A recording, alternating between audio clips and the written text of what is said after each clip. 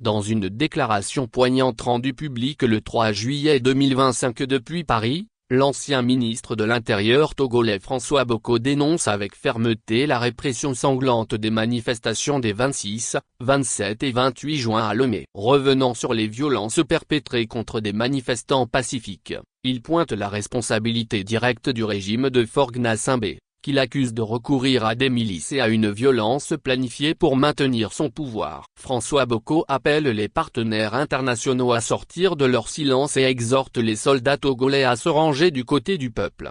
Événements sanglants des 26, 27 et 28 juin 2025. Déclaration de François Boko, ancien ministre de l'Intérieur, 2002-2005. 1. Hommage aux victimes. Je salue la mémoire de toutes les victimes du régime dictatorial togolais, celles d'hier et celles d'aujourd'hui à qui je rends hommage. Il y en aura d'autres hélas, si rien n'est fait pour faire partir ce clan et ses affidés, au pouvoir depuis 60 ans. J'adresse mes condoléances aux familles éplorées. Je pense à la jeunesse togolaise frappée dans sa chair, son cœur et sa dignité, qui vent debout et sans armes réclame sur sa terre natale la possibilité d'y construire son avenir et éviter de le chercher dans des aventures méditerranéennes périlleuses. Elle a compris que son avenir se trouve au Togo et que la liberté ne s'octroie pas, elle s'arrache. Elle a mon soutien plein et entier. 2. Une violence cyclique jamais soldée. Les 26, 27 et 28 juin 2025, des citoyens togolais exprimant pacifiquement leur soif de liberté ont subi des violences lors des opérations de maintien de l'ordre. Le bilan est lourd, 7 morts et des corps dont celui d'un mineur ont été retrouvés dans la lagune de Lomé. Une centaine de blessés graves a été enregistrée tandis que des arrestations et des enlèvements se sont poursuivis jusqu'au domicile supposé des manifestants.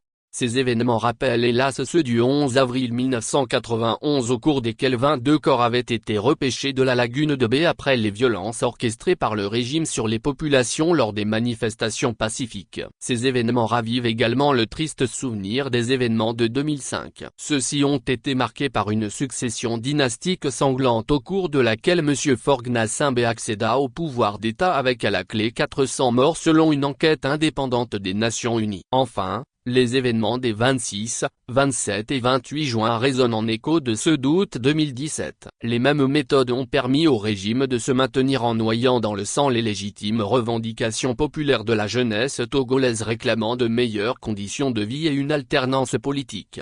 Ce cycle de violence permanent avait été audité par la CVJR en 2012, financé à hauteur de 3 millions d'euros par le PNUD, l'Union européenne, la France et l'Allemagne. La CVJR avait formulé 68 recommandations pour que ces actes de barbarie ne se renouvellent pas. Le rapport n'a jamais été mis en œuvre par les gouvernements successifs de M. Faure Gnassingbé et les mêmes faits reviennent. Ce cycle de violence perpétré par des soldats et des milices du régime s'arrêtera-t-il un jour? 3. Le caractère prémédité et perfide des événements des 26, 27 et 28 juin 2025. Les rues de Lomé ont été le théâtre de courses-poursuites assorties de chasse à l'homme avec un usage excessif et disproportionné de la force. La répression particulièrement sanglante a été orchestrée par des hommes cagoulés vêtus d'uniformes des forces de sécurité avec l'appui des supplétifs en tenue civile agissant tels des milices encadrées.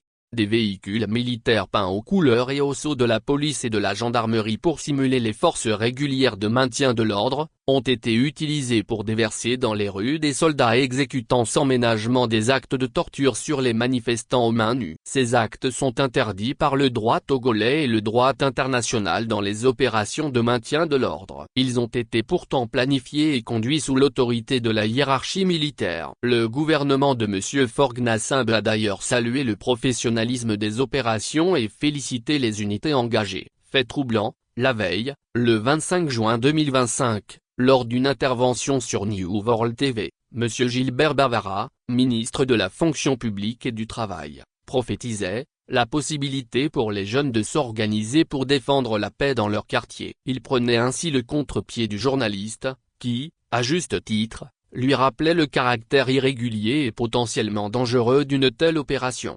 Le caractère prémédité de ces crimes est sans l'ombre d'un doute. Les témoignages sont documentés et permettront d'engager des poursuites en responsabilité pénale des exécutants, de la hiérarchie militaire ainsi que celle des donneurs d'ordre politiques et institutionnels. Le sang d'un enfant, les cadavres jetés dans les eaux, les cris étouffés sous la matraque, ne doivent pas devenir des notes de bas de page de notre histoire. Ces actes sont imprescriptibles au regard du droit international et ne doivent pas rester impunis. 4. Un État faillit en dépit d'énormes moyens financiers mobilisés par les partenaires du Togo. Les circonstances de la commission de ces crimes sont marquées par la préméditation et la perfidie des moyens utilisés. Elles mettent en évidence les prémices d'un État failli, incapable de mettre le monopole de la puissance publique au service de l'intérêt général et de la protection des citoyens.